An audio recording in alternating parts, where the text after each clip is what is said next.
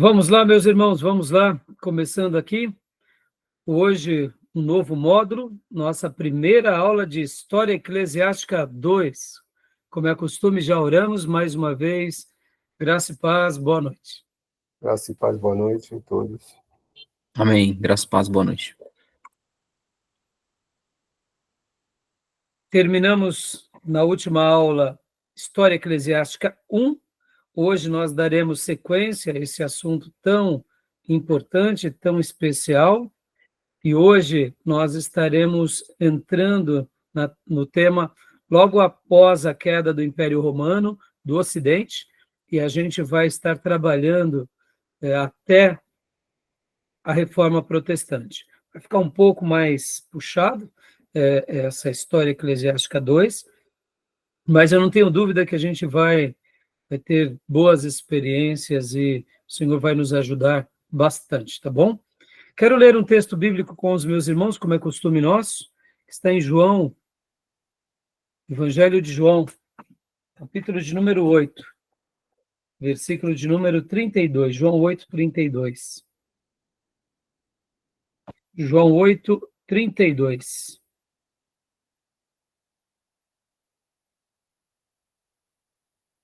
Quem achou, quiser ler,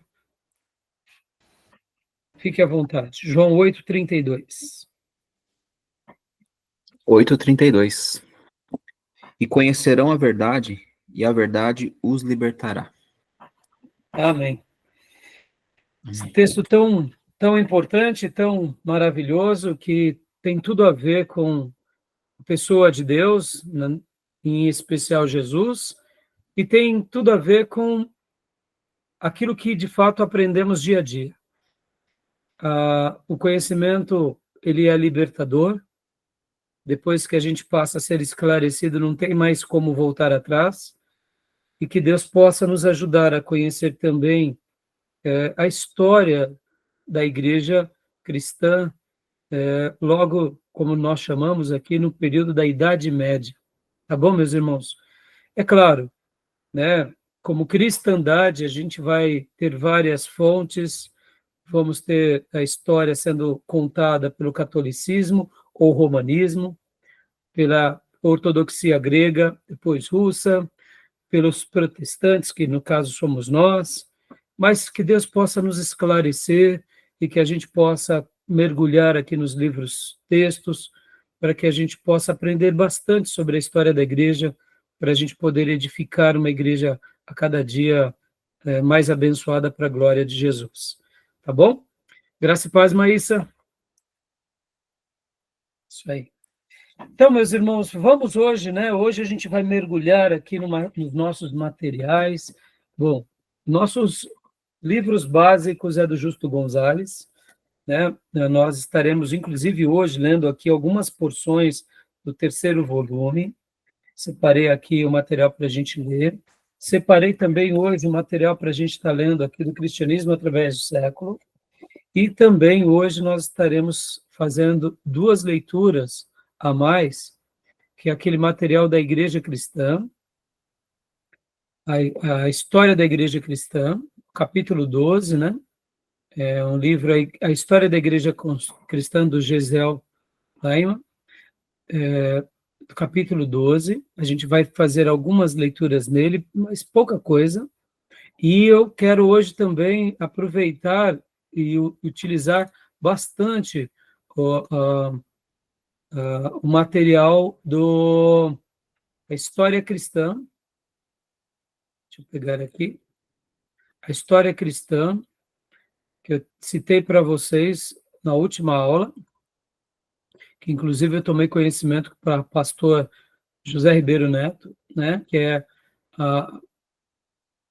que tem como nome nosso querido Daniel Hopes da Academia Francesa, né, que a gente vai estar utilizando hoje a Igreja dos Tempos Bárbaros, algumas partes ali que eu achei muito legal, então a gente vai estar utilizando hoje em aula, e eu vou estar compartilhando aqui com vocês, tá bom?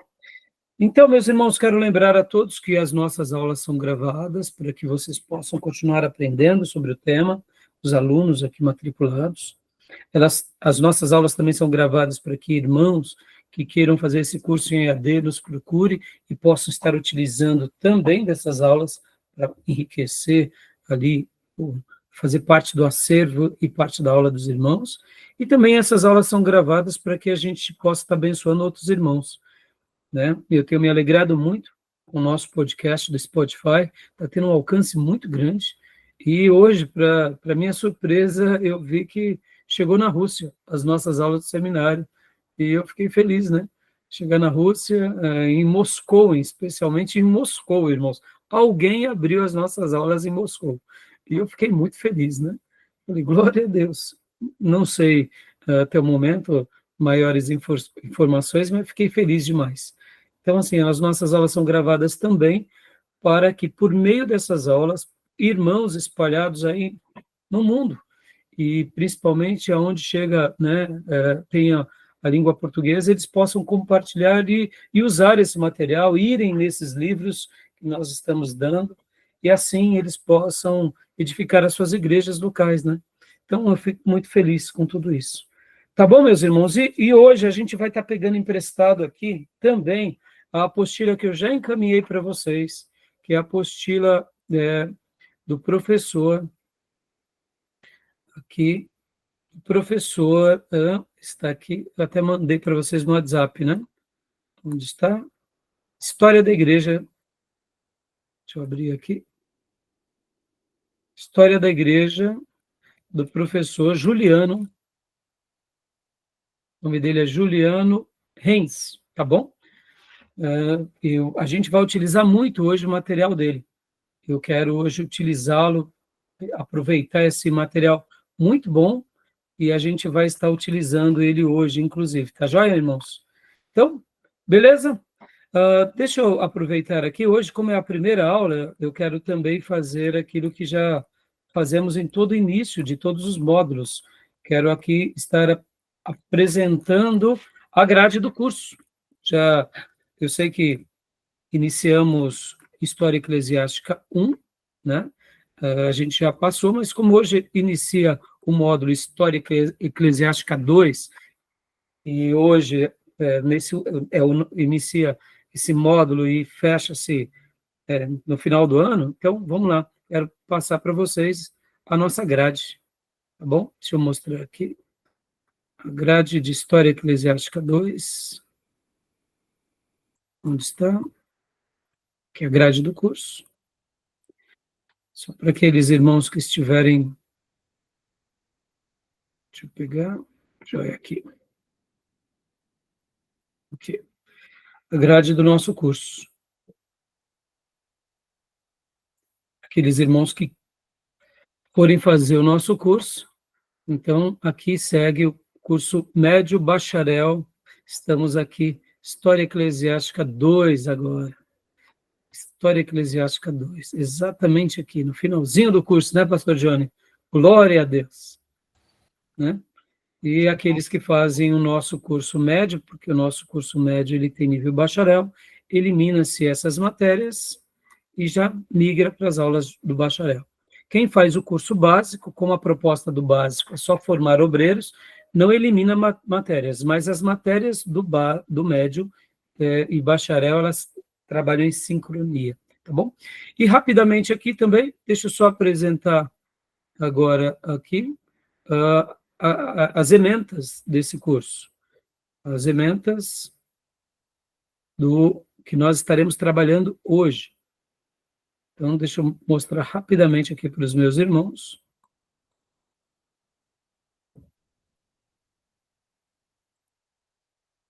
Deixa eu mostrar aqui.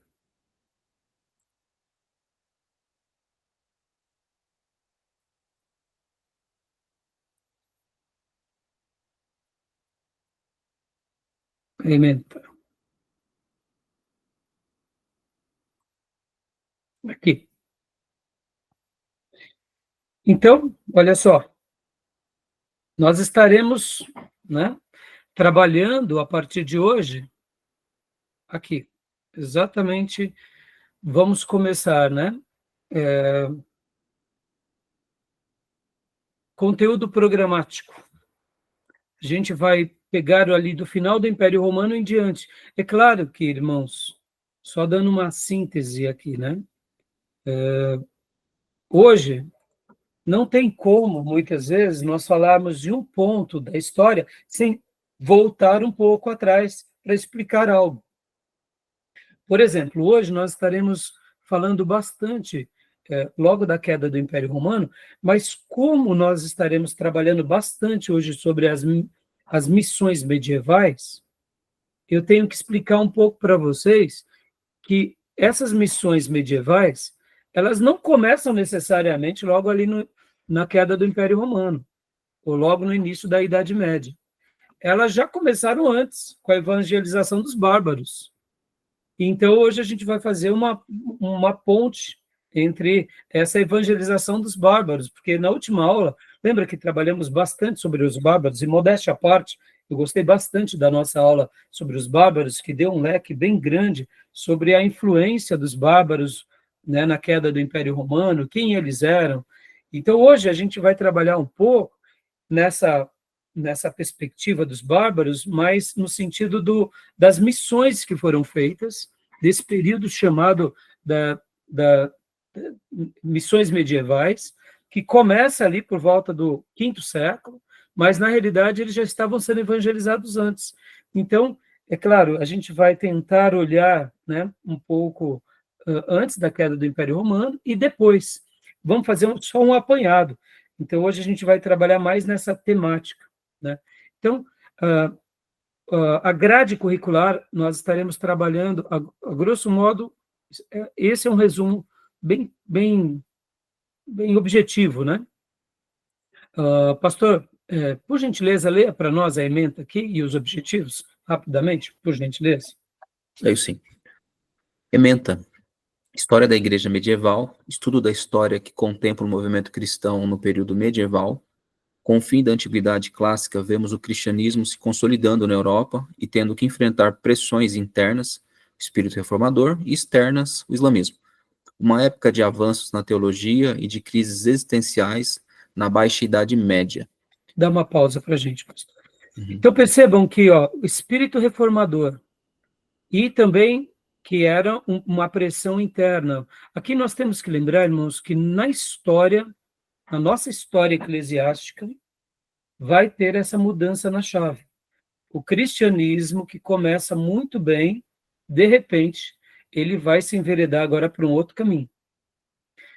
Aquela questão do paganismo, hoje vai ficar muito interessante, vocês vão curtir demais, porque eu separei aqui não só a aula do professor Juliano, mas também materiais aqui do Hobbes, do Daniel Hobbes, e nós estaremos lendo e entendendo um pouco a complexidade do que era, por exemplo, os bárbaros se tornarem cristãos. Num primeiro momento, isso é maravilhoso, mas deixa eu antecipar um fato aqui. Olha só que interessante. Eles se tornaram cristãos, mas cristãos arianos. Opa, e aí foi um problema, não? Porque lembra que qual foi o primeiro concílio de Nicéia? A questão ariana. E o segundo concílio de Constantinopla? A questão ariana. Então, esse foi um problema. E quando nós estivermos falando aqui quando nós estivermos falando aqui da ortodoxia ou do catolicismo, vocês têm que lembrar que eu estou falando aqui do catolicismo no sentido ortodoxo, ainda que é o catolicismo ortodoxo, porque ele está fazendo frente ao quê? Ao arianismo. Então, olha só que interessante. Quando surge o concílio de Nicéia, e depois temos o concílio de Constantinopla, estava tendo essa polarização dentro da igreja, entre a ortodoxia romana, ou melhor, a ortodoxia católica, ainda não tinha o romanismo, e o arianismo. Só que, ao mesmo tempo, os bárbaros estavam sendo evangelizados por missionários que muitas vezes tinham um viés totalmente ariano. E aí vai ficar um pouco mais claro, inclusive, que quando agora eles se convertem, mas é uma conversão também carregada de heresia, por causa do arianismo. Então, é bom, mas não é de todo bom, porque tem ali um erro doutrinário imenso. graças a Deus, ao longo da história, Deus, por meio da sua providência, não permitiu com que o arianismo tomasse força no meio da cristandade.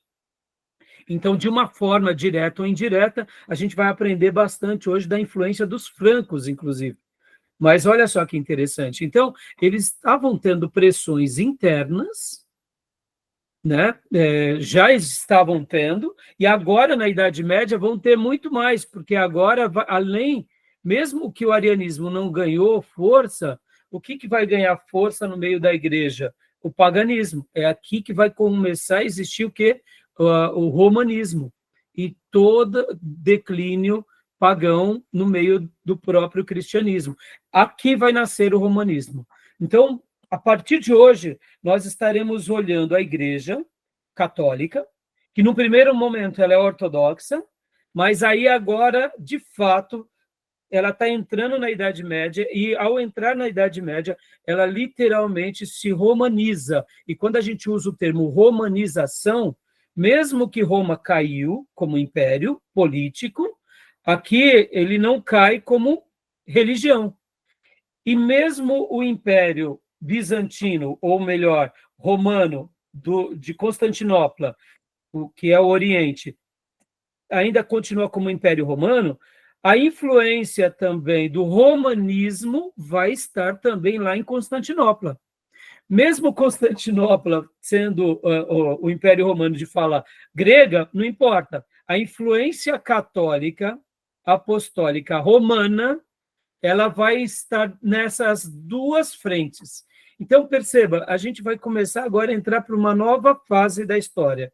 E então essa é uma pressão interna dentro da igreja, tá bom? E aí temos também a outra pressão externa, que é o islamismo, que eu separei um mapa aqui bem interessante para vocês, porque nesse mapa a gente vai ver que logo quando surge o Islã, irmãos, vai ser uma coisa assim muito forte. E essa parte do Oriente, mesmo que Constantinopla não caia para o islamismo, o norte, ali a parte do Egito, o próprio Israel, parte daquilo que era o Império Oriental, o Islã vai ter uma influência muito grande sobre eles. Então, percebam que agora que a gente começa a entrar num período muito difícil da história, os cristãos, de uma forma geral, vão sofrer muito. Então, a gente vai, e inclusive nas aulas, a gente vai ter que fazer cortes para a gente poder ser mais profundo, porque, como eu mencionei, agora a gente vai estudar 1000 anos de história. Então, não vai ter como a gente ser muito profundo em todos os temas, né? Tá bom? Tudo bem até aí? Alguma pergunta, alguma dúvida? Tudo bem. Os objetivos, então, leia para nós os objetivos, pastor, por gentileza. Objetivos. Avaliar a contribuição e a relevância dos diversos acontecimentos históricos para o desenvolvimento da teologia cristã. Analisar o processo de institucionalização da religião cristã no Ocidente e suas implicações para a história mundial. Estudar as transformações pelas quais passou a cristandade neste período, incluindo suas divisões, ramificações e dissidências. Compreender os progressos e retrocessos da igreja que levaram aos manifestos de reforma dentro da própria igreja. Exatamente, tá bom? E continuando aqui rapidamente. Então, aqui é uma síntese, tá? O fim da Idade Antiga, clássica, né? O surgimento do Islã, movimentos missionários. Hoje eu quero abordar principalmente esse lado dos movimentos missionários. O Sacro Império Romano Germânico, né? Porque agora o Império Romano, no caso Roma, cai, o Ocidente. O período formativo da teologia medieval, estruturas políticas e sociais da Idade Média, o feudalismo, estabelecimento do papado. Nós dedicaremos um tema muito relevante para isso, porque, irmãos, como na última aula nós falamos, né, podem ver que o próprio Agostinho de Hipona, ele foi canonizado, não foi ali, logo quando ele fez as suas obras, etc. e tal. Ele foi canonizado lá para frente. O Papa Bonifácio, em 1298, que canoniza Agostinho. ou seja, 1000 anos praticamente depois da existência dele. Então, a influência do papado, né? E aí o papado, quando nós falamos, e por isso que eu falo que mesmo a igreja, o Império Romano de Constantinopla, do Oriente, ter se mantido de pé, houve uma influência da romanização. E quando a gente fala romanização, é todo esse lado do paganismo, que entra tanto na Igreja Católica do Oriente quanto do Ocidente. Podem ver que ambos adoram Maria, ambos têm as suas tradições, por quê? Houve essa influência, tá bom? A teologia ortodoxa e o cisma do Oriente, 1054, as ordens monásticas medievais. Perceba que a gente já trabalhou um pouco sobre o monasticismo, a origem dele, ou seja, os pais do deserto. Falamos também dos pais da Capadócia, falamos dos pais do Ocidente, inclusive com Jerônimo e Agostinho. Mas agora, logo depois da queda do Império Romano, as ordens monásticas e a influência da romanização, ou seja, do dogmatismo dentro da igreja chamada cristã, que aí vai virar o catolicismo, o romanismo, como nós gostamos de utilizar por meio didático, vai dar uma nova forma. Então, a gente vai falar também, eu quero dedicar um tempo bem considerável às ordens monásticas. Pode ver que nós também falamos dos beneditinos. Eu sei que hoje, no caso, né, pode ver que a gente vai estar trabalhando a partir da queda do Império Romano. Lá, quando falamos sobre os pais do Ocidente e os pais do Oriente, os pais do deserto, ali a gente já falou um pouco sobre o surgimento dos beneditinos. Só que agora, os beneditinos, com a ordem que eles criam, os próprios monastérios, eles, na Idade Média, vão se tornarem uma outra coisa diferente do que aquilo que foi projetado pelos pais do deserto. Então, percebam que, ao longo dos séculos, e foi bem gradativo, foram tornando outra coisa diferente daquilo que outrora eles eram. Então, por isso que eu quero gastar um tempo com vocês sobre esse tema, porque esse tema ele é muito interessante. Falaremos também sobre as cruzadas, né? Não tem como a gente deixar de falar sobre as cruzadas, as universidades, a teologia escolástica, a gente vai dedicar um tempo bem considerável aqui, o misticismo medieval, a Guerra dos 100 Anos, a reconquista cristã e independência de Portugal, o declínio do papado, grande cisma do Ocidente, baixa Idade Média, os movimentos dissidentes, pré-reformadores, a queda de Constantinopla e a era dos descobrimentos, né? E assim a gente para, né, com essa pauta. E logo na sequência, a gente vai para o segundo bloco, que é esse daqui também que eu vou compartilhar com vocês aqui.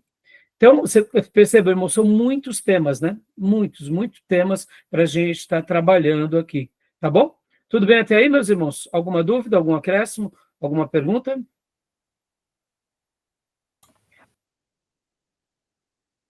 Não, Então, pastor. agora, eu vou aqui para a segunda ementa, que é essa daqui, ó. Que também, na realidade, a gente só vai pegar a primeira parte, tá? A primeira parte. Obrigado, meu irmão. Daqui. Olha só que interessante. No caso, nós não teremos, irmãos, a História Eclesiástica 3, né? História Eclesiástica 3, nós deixamos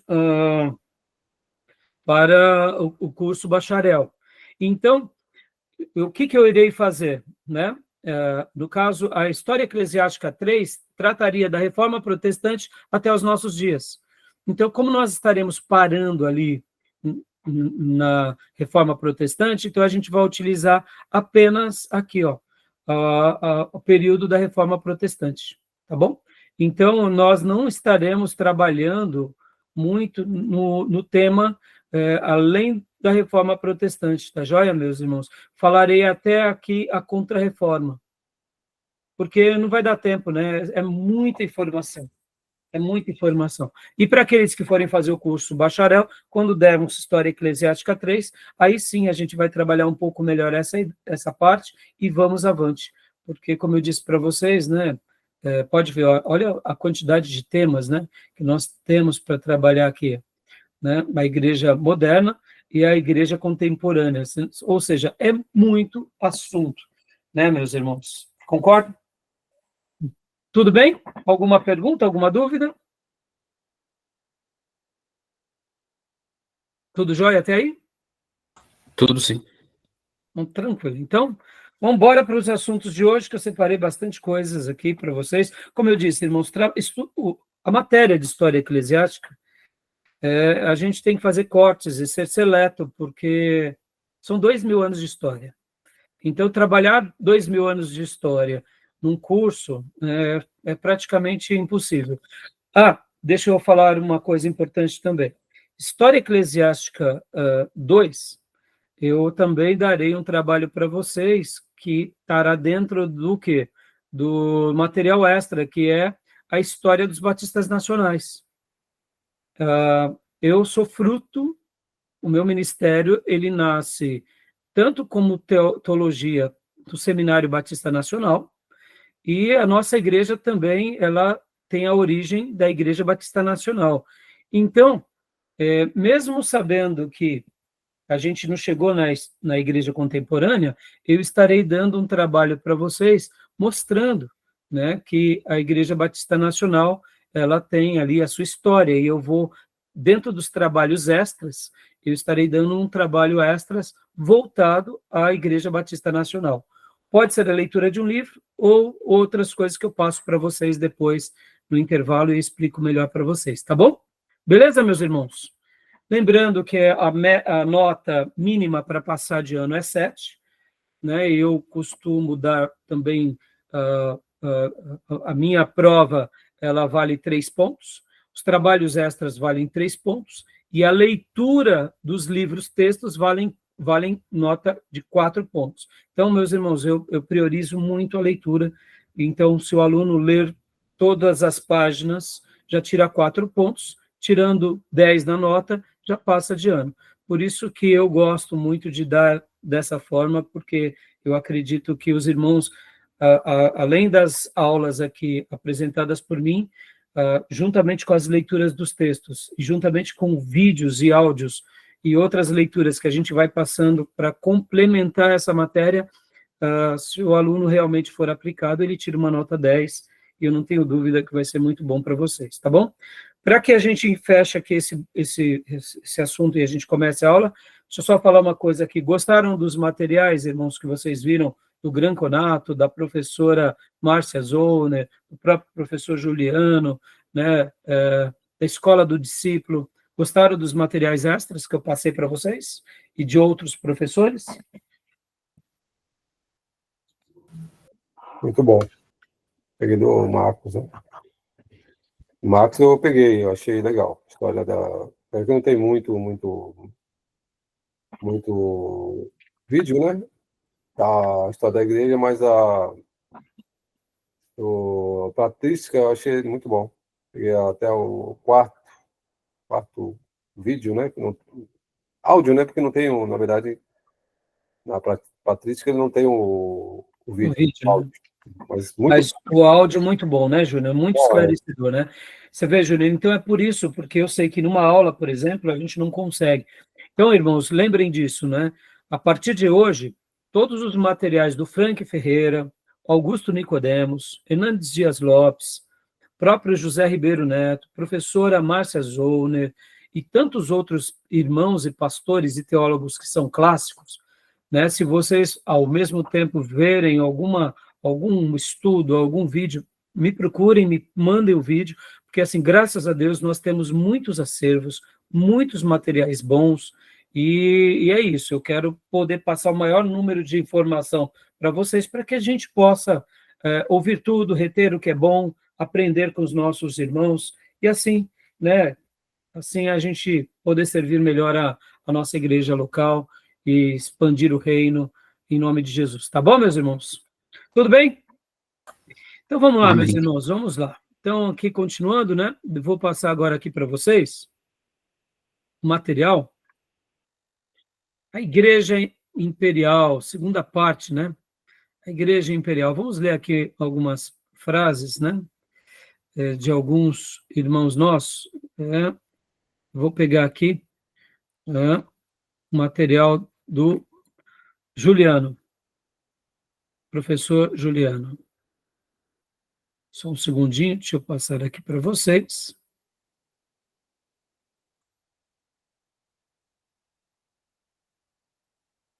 Deixa eu compartilhar.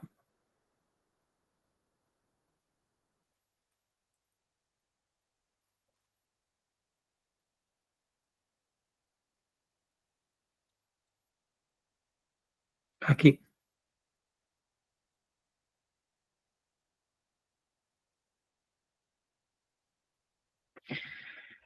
Nós falamos, né, sobre a invasão bárbara. O professor, ele trata desse assunto na sua apostila que eu encaminhei para vocês. Inclusive, eu baixei essa apostila do site da igreja dele. Estava lá o material disponibilizado. Eu falei, puxa vida, que material maravilhoso. Hoje eu vou estar utilizando bastante aqui na aula de hoje o material dele, né? Então, esse retrato mostra com muita propriedade os desenhos das invasões bárbaras do Império Romano. Eu achei muito interessante, né? Eu acredito que vocês estão vendo, eu vou até ampliar aqui para facilitar a visão de vocês, né? Que é alarico, trabalhamos, né, na última aula, mostrando essas invasões bárbaras, né? Olha só, alarico. Aqui do lado também mais outros acontecimentos, né?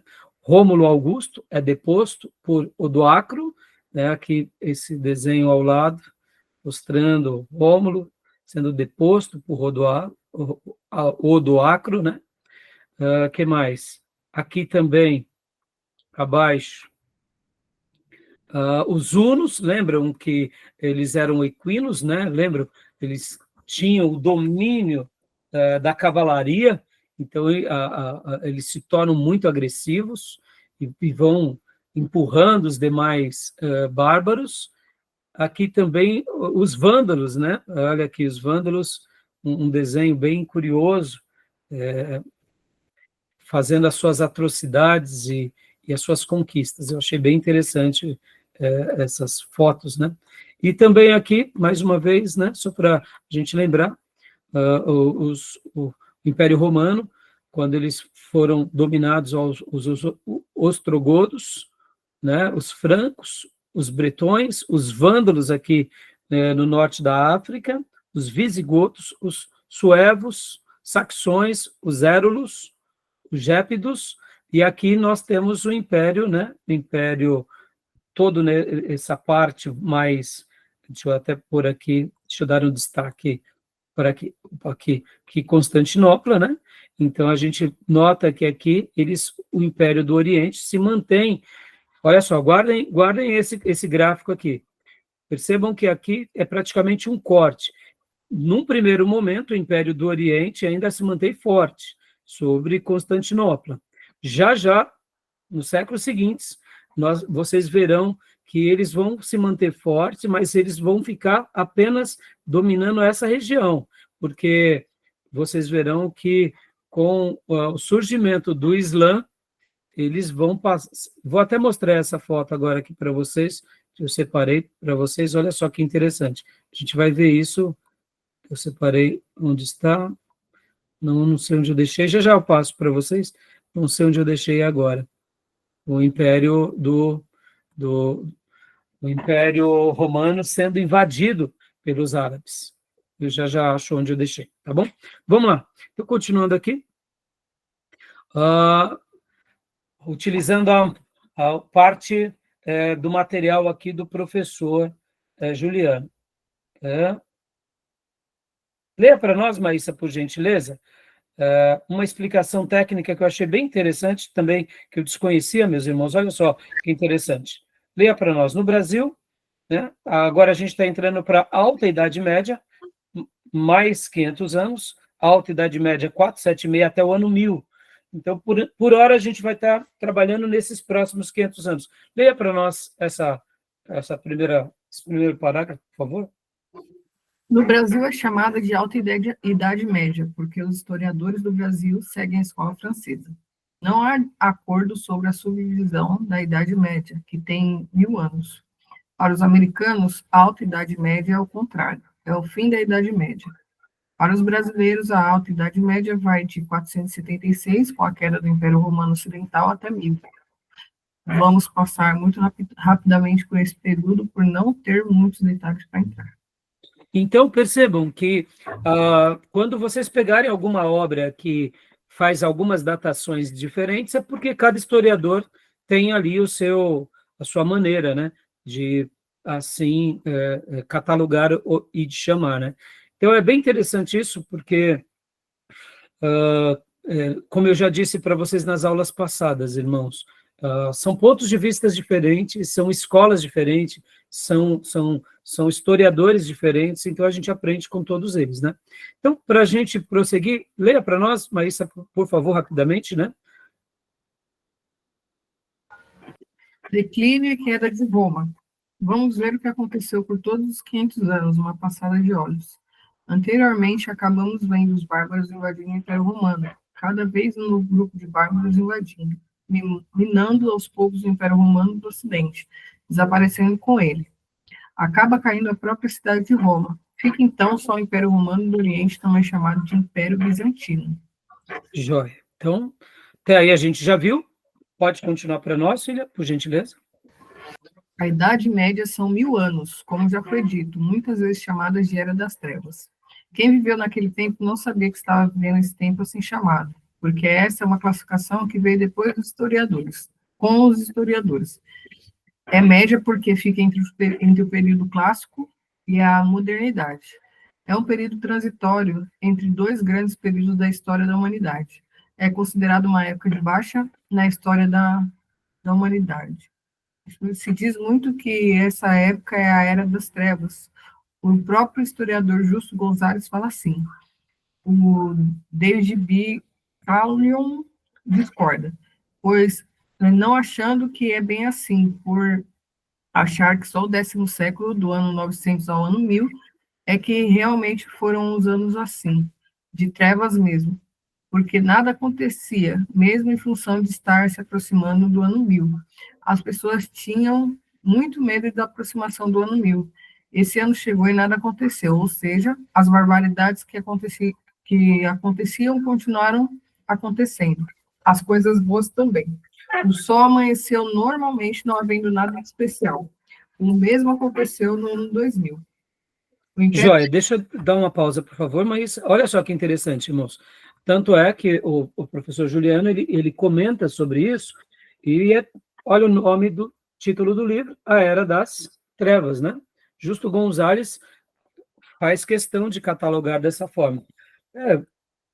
Eu confesso para vocês, irmãos, que num primeiro momento, de fato, quando nós, né, principalmente nós protestantes, por sermos, vamos falar aqui com toda honestidade, irmãos, o romanismo, ele dogmatizou a igreja. Ele fez com que aquela igreja que nasce de forma maravilhosa, ele literalmente ele se envereda para um outro caminho. Então, o que acontece? Nós temos uma versão muito grande, sim, do catolicismo, não tem como negar. Por causa do quê? De tudo que eles, em nome da pseudo-verdade deles, fizeram com que a igreja se tornasse. Mas é importante a gente agora deixar alguns posicionamentos um pouco de lado e ver, sim,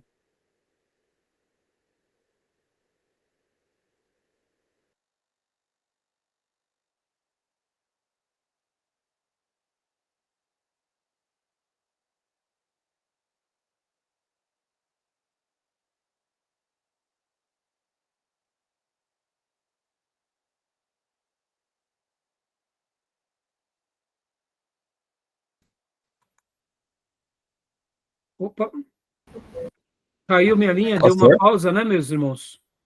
Eu achei que era o meu aqui. Não, foi o meu mesmo. É. Pela primeira vez ele deu uma parada, não sei o que aconteceu. Deve ter sido uma queda da minha internet. Então, voltando. Onde que eu parei? Eu não vi quando parei. Estava falando sobre o livro do Justo Gonzalez, não foi? Júnior, não estou te ouvindo. Falou sobre o dogmatismo católico nesse período. Isso. Nós temos uma versão, isso é fato, e não estou tirando aqui a razão, e até tem que ser assim. Porque, irmãos, no momento que há o culto a Maria, há o culto aos santos, a infabilidade papal, a Igreja Católica ela se coloca como a única igreja verdadeira e que não há cristianismo fora delas. Logo, totalmente fora das Escrituras. No entanto, essas terminologias a gente vai aprendendo com os historiadores e se algum irmão aqui, né, se enveredar por esse campo da história, aí você vai defender aquilo que você achar melhor, tá bom? Mas, assim, deixando essas questões, que eu acho que é importante a gente frisar, que sim, é um período, sim, que tem muita heresia, a igreja, ela se torna uma outra igreja, diferente daquela igreja da patrística. Fora disso, chame como você bem entender. Por outro lado, também vamos tentar olhar o quê? Como que eles viviam, o que que eles faziam, como eles enxergavam, como eles foram doutrinados, né? Para que a gente possa deixar um pouco o preconceito, porque quando a gente olha a história de uma forma, eu diria, com uma ideia já pré-concebida, de repente a gente não entende aquele momento pelo qual eles viveram.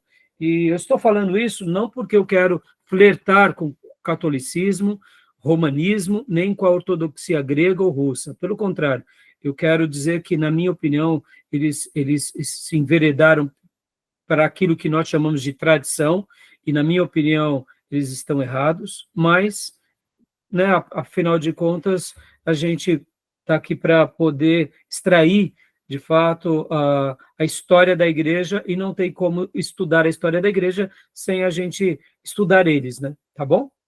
Beleza, meus irmãos? Por que eu falo isso, irmãos? Surge o protestantismo. A gente vai chegar lá, no final desse módulo.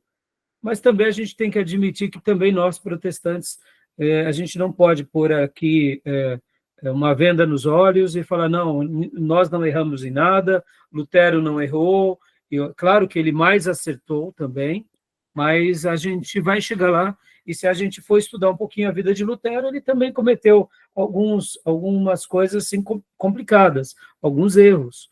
Então a gente tem que deixar as coisas no seu devido lugar, e quando a gente estuda um pouco a história do protestantismo nesses 500 anos, nascem seitas também assim horrorosas no meio do protestantismo. Então a gente tem que ser muito coerente. Hoje nós temos os neopentecostais que deixam uma marca, um dolo muito grande na igreja contemporânea, e nós, muitas vezes, como igrejas históricas, também estamos flertando com políticas, estamos flertando com grupos maçônicos, ou seja, meus irmãos, é complicado também. Então, a gente tem que fazer um corte aqui na história e a gente tem que olhar para tudo isso com muito critério e pedir muita misericórdia de Deus para que a gente não entre em nenhum erro também.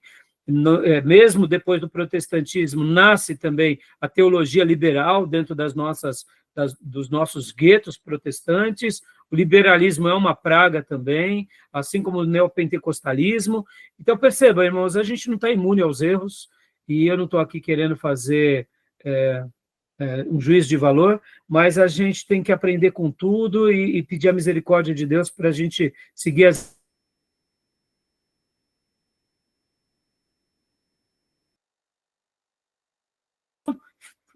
feita aqui esse comentário. Continua para a gente, minha irmã Maísa, por gentileza. Pastor, eu vou continuar, mas minha conexão está caindo aqui. Se travar, aí isso eu coloco outra pessoa, tá bom? Por favor, tá joia. Onde eu parei, o Império Romano, né? O Império Romano não é mais o Império Romano, mas também não existem ainda os países modernos que conhecemos hoje. Essa é a época do feudalismo. Né? Dando uma ideia que muita coisa mudou, né, meus irmãos, tá? Então, rapidamente, né, por gentileza, Maísa, lê essas partes para nós, por favor. Feudalismo. A Europa aqui está distribuída por tribos bárbaras, e uma não gosta da outra. Eles têm sede de sangue, adoram guerrear. Eles acabavam sempre um fugindo do outro, e muito nômades, terminando por ocupar toda a Europa. Conforme os bárbaros mais fortes iam empurrando os mais fracos para frente. eles entravam cada vez mais no Império Romano. Foi assim que Roma foi caindo aos poucos. Essas tribos dividiam as áreas que controlavam as áreas menores, para ficar mais fácil de controlar. Essas áreas eram entregues para determinados senhores. O rei de cada tribo bárbara entregava para homens da confiança dele regiões determinadas para cuidar. Todos que viviam nessas regiões eram vassalos, ficando então o senhor feudal e os vassalos, que são todos que vivem dentro dessa área, devendo obediência ao senhor feudal. Nessa época, não encontramos muito avanço do conhecimento nem da teologia. É uma época de camponeses, agricultores e soldados. A única coisa que dava unidade entre todas as tribos era o cristianismo. Nessa época, não adiantava chegar para uma pessoa e perguntar: de que país você é? Não haveria entendimento, não significaria coisa alguma, mas perguntando para ela de que bispado ela fazia parte, ela teria a resposta na ponta da língua. Veja a unidade que havia do fato da igreja estar presente no meio de todos esses povos bárbaros que estavam dentro do Império Romano. Você vê, irmãos, essa síntese do professor Juliano tem sido tão boa, como um resumo ótimo de todo esse material que a gente está lendo. Olha só essas frases aqui, olha que interessante, né? Aqui. Ó.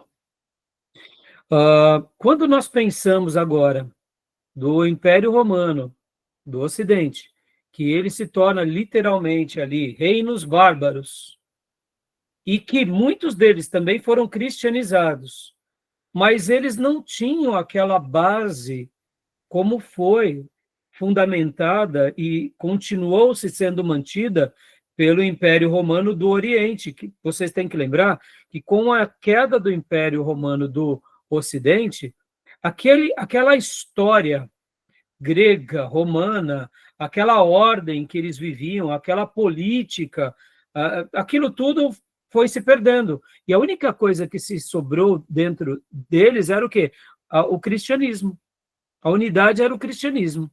Então, de uma forma misteriosa, a gente tem que lembrar, irmãos, que Deus ele estava preservando também agora o grupo bárbaro, porque você tem que lembrar, irmãos, que os bárbaros eles eram pagãos, adoravam a natureza, praticavam todo tipo de atrocidade, e que quando eles agora são cristianizados, mesmo que de uma forma, eu diria, ariana, Deus, na sua onisciência, usou esses caminhos misteriosos para criar uma certa unidade, porque eles eram camponeses, agricultores e soldados. E a gente vai ver já, principalmente com as histórias de Ulfilas e dos francos, meus irmãos, como os bárbaros eram sanguinários, eles gostavam de guerra. Por isso que o Império Romano também teve muito trabalho com eles. O Império Romano também não era nada santo. Eles eram cruéis também, eles gostavam de guerra, mas eles eram um misto de guerra e de cidadania, guerra e de cultura, guerra, domínio e de...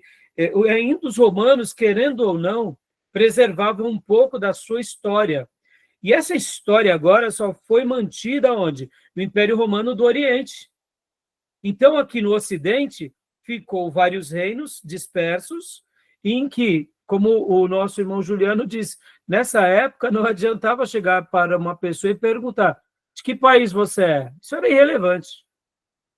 A única coisa que você podia perguntar era: de que bispado você faz parte? Você faz parte dos bispos que são voltados ao ário ou ao catolicismo, que aqui era até então era a ortodoxia ainda. Então, olha só que interessante, né? Havia uma certa unidade por meio do cristianismo, né? Então, por essa razão, a gente vê ainda a influência do Império Romano. E talvez, meus irmãos, eu não posso dizer e afirmar, talvez por essa razão, aqui a figura de uma pessoa centralizadora na fé, talvez torne-se um pouco mais forte esse desejo, que era o fato de você estar trazendo mais ordem para todos. Então, muitas coisas a gente não vai saber dizer, né? Mas fica aí, né, o surgimento, né, dos líderes, onde eles vão se impor, né, como é o caso de Leão o Grande, né, no século V, tá bom? Então, vamos ler rapidamente. Pastor Johnny, como que está a sua conexão? Eu estou vendo bem, posso ler sim. Dá para ver? Então, deixa eu aumentar aqui um pouco a letra. Joia. Então, por gentileza, vamos ler rapidamente aqui essas duas partes, porque agora a gente não vai gastar tanto assunto sobre o papado, mas é uma boa síntese do professor Juliano e eu queria passar para vocês. O cristianismo na Nova Europa. Grandes papas do romanismo. Leão o Grande no século V. Leia para nós, por favor. Pois não. Então, nesse período, já podemos falar Igreja Católica Romana, como já vimos antes, quando falamos do Papa Leão I, pois ele foi mais ou menos o marco do início da Igreja Católica Romana. Ele fez algo interessante. Ele pegou Mateus 16, do 18 ao 19, abre aspas, também, eu te digo que tu és Pedro, e sob essa pedra edificarei a minha igreja, e as portas do inferno não prevalecerão contra ela. Dar-te-ei as chaves do reino dos céus, o que ligares na terra terá sido ligado nos céus, e o que desligares na terra terá sido desligado nos céus. Fecha aspas. E trouxe a autoridade para ele. Ele disse que as chaves do reino estão com Pedro, e que a igreja é constituída em cima de Pedro, que ele diz que foi o primeiro bispo da igreja de Roma, e que ele, pela sucessão apostólica, foi passando a autoridade, que é a chave, para cada um dos bispos de Roma. Tudo isso não está no texto. Todos esses adendos para construir a interpretação são ideias de Leão I, ideias extremamente úteis para a força do papado e para a força da Igreja Romana, que valem até hoje. Então, aqui a gente pode dizer que começa a ideia do romanismo. Mas, irmãos, percebam, ele está vendo agora o quê? Uma comunidade multifacetada, repleta de bárbaros, como nós aprendemos, os germânicos, que o negócio deles era uma guerra, meus irmãos. E agora foi uma maneira de trazer a centralidade. É claro que nem todos eles se foram cristianizados. Ainda a gente está falando do século V. E agora, leia para nós o século VI, pastor, por favor. Joia. Gregório o Grande, no século VI. Outro grande papa do catolicismo romano foi Gregório o Grande. Este é o papa missionário. Foi ele que, depois de Paulo, foi o grande estrategista missionário. Ele realmente traçou nos mapas onde queria mandar missionários, quem queria conquistar. A expansão da igreja cristã, que vem depois, se deve muito a este homem. Foi ele que mandou Agostinho da Cantuária para a Inglaterra. Neste período, Roma era um grande centro do cristianismo, assim como Constantinopla. Então, perceba, aqui é o século VI. Aqui é quando também nascem os beneditinos. Meus irmãos, olha só que interessante, a gente já vai ver sobre Agostinho de Cantuária, e é muito interessante a postura dele. Percebam que aqui ele manda missionários, e quero já antecipar um fato. Os missionários aqui, irmãos, eram literalmente os monges, viu? Os missionários aqui não eram cristãos, ministros leigos, eram literalmente os monges que estavam ali nos monastérios. Agora, já dentro dessa centralidade, eles enviavam, porque eu quero até acreditar, irmãos, a gente vai parar agora aqui, para o intervalo. Olha só que interessante. Na minha opinião, tá, meus irmãos, eu não estou querendo aqui, mas na minha opinião, percebam, Roma tinha caído, a única unidade que tinha para esse povo era o quê? Era o cristianismo. Então, eu quero acreditar que era mais ou menos assim. A única coisa que vai trazer coesão e sobrevivência a esse povo vai ser Cristo e o cristianismo. Então, por isso que Gregório, né, ele faz essas grandes expansões. E a gente vai ver bastante aqui informações sobre Agostinho da Cantuária, porque ele não queria ir para a Inglaterra. Por quê? Lá na Inglaterra havia o quê? Os bárbaros, ninguém queria evangelizar os bárbaros que estavam lá. Então, perceba, ele tenta fugir, ele tenta dar meias voltas, ele tenta enrolar, mas Gregório insiste tanto com ele, e ele vai para a Cantuária, e ali ele tem êxito, e é bem curioso as obras que eles acabam fazendo. Tá bom, meus irmãos? Então, tudo bem até aí? Tudo tranquilo? Já deu o nosso horário, né? E aí, então, deixa eu só ver aqui. A gente volta. Eu vou dar uma pulada aqui de algumas partes, tá, irmãos? Porque muitos assuntos a gente vai tratar depois, tá bom? Tudo bem? Ok. Beleza até aí? Tranquilo? Sim. Joia. Então, vou dar uma pausa aqui, tá bom? E a gente volta no intervalo. Alguma pergunta, alguma dúvida, meus irmãos? Uma pergunta. Será que a igreja já estava iniciando a sua degeneração, né? Mas será que ela degenerou de vez por conta da queda do Império Romano e não tinha mais um imperador como órgão, como alguém, uma autoridade centralizadora? Então, Júnior, fazendo aqui os meus estudos, eu até penso que não foi de uma vez, de verdade, assim, sendo frio. Na minha opinião, não foi de uma vez, foi algo paulatino. E a gente vai ver já já com o Filas e com os francos, Júnior, o que acontece, né? Foi um período de mudança muito brusca, né? Imagina, você tem o Império Romano do Oriente que de repente se desfacela, que os bárbaros vêm e dominam. Criam-se vários reinos. Esses reinos agora, né, são todos reinos daquilo que nós chamamos de reinos bárbaros, que são germânicos, mas, a grosso modo, são os bárbaros. Então, o que acontece? Na minha opinião, não foi essa, sabe, essa paganização do dia para a noite.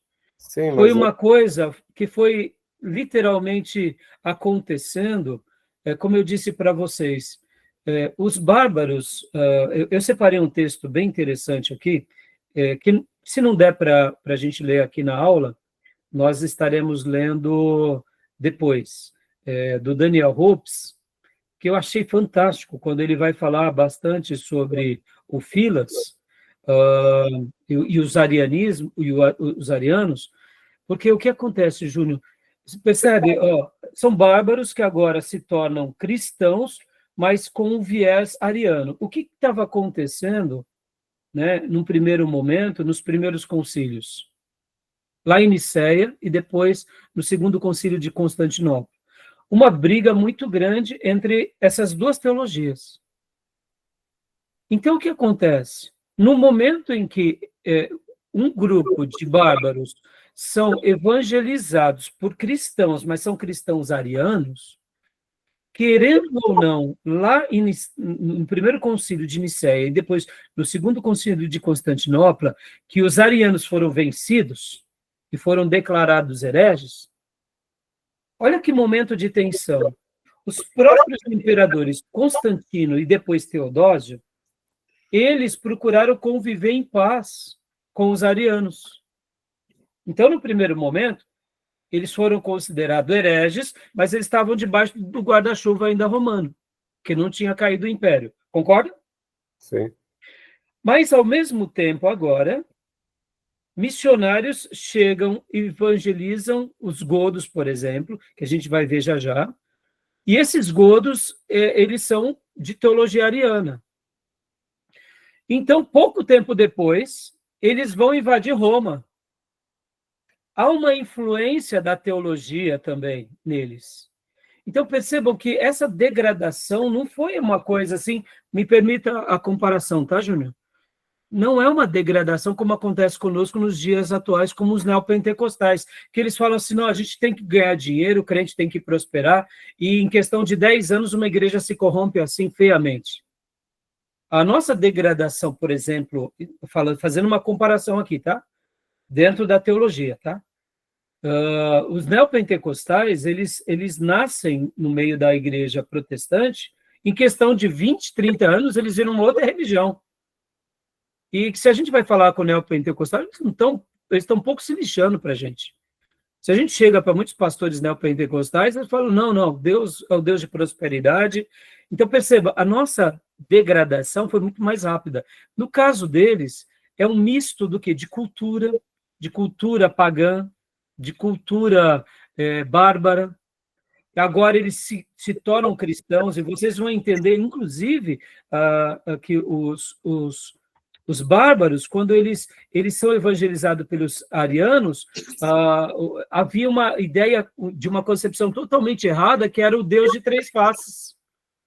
Olha só, lembra que Ário, olha, para a gente encerrar aqui, a gente volta a esse tópico já já. Ário não falava que Jesus Cristo era o filho do Pai, mas que era o filho criado por esse Pai, mas era um filho poderoso? Olha que ideia, parece bobeira. Mas para os pagãos, ou melhor, para os bárbaros, essa ideia era brilhante, porque Jesus Cristo era o vencedor, que venceu todas as coisas, que venceu o diabo. Logo, eles viam Jesus como o Messias, dando essa ideia meio bárbara também. Ou seja, ele é o vencedor sobre todas as coisas. Então, perceba que agora o cristianismo está sendo multifacetado, ora pela doutrina, ora pela investida bélica por causa dos bárbaros. Então, perceba que a igreja ela foi vivendo esses dilemas e não foi fácil para os nossos irmãos daquele período, entendeu? Então, quando a gente, por exemplo, faz um juízo de valor de Leão I, ele tentou trazer para si essa autoridade, eu quero acreditar, viu, Júnior, que foi meio que um desespero, sabe? Eu estou vendo invasões em Roma, eu estou vendo pessoas matarem, e parte desses soldados que estão matando, eles são cristãos. São cristãos, são arianos, ou seja, a cabeça dos nossos irmãos deve ter sido muito difícil de viver esse período. Perceba, irmãos, a gente está vivendo aqui, depois do protestantismo, a gente não teve guerras. A gente teve as nossas heresias, que nascem dentro do protestantismo, mas a gente não teve guerra por causa disso. A gente não viu pessoas dos mormons matando. A gente teve, sim, coisas nos mormons, como a gente aprendeu, umas loucuras que os mormons fizeram lá nos Estados Unidos. Mas a gente não viu os testemunhos de Jeová causando guerra, os adventistas causando guerra. Estão entendendo o que eu quero dizer? A correspondência é muito distante. O período em que eles viveram foram períodos de muita guerra, de invasões. Então, assim, nesse meio, o que os uniam era a fé cristã. Então, assim, foi um momento de muita tensão, sabe, Júnior? E, então, é bom quando a gente olha a história um pouco assim, porque a gente... o nosso peso de julgamento passa a ser um pouco mais leve. Não estou dizendo que eles não erraram. Não estou dizendo que o que a gente acabou de ver aqui está certo, não é isso. Né? O fato dele ter tido esse desespero de trazer a centralidade é aquilo. Faltou um pouco de fé, e aqui fica a minha crítica. Quando, por exemplo, Leão, o Grande, ele tenta trazer esse controle, faltou fé. Não tem o que falar. Não é porque a gente é protestante que a gente vai ter os nossos papas, ou não é?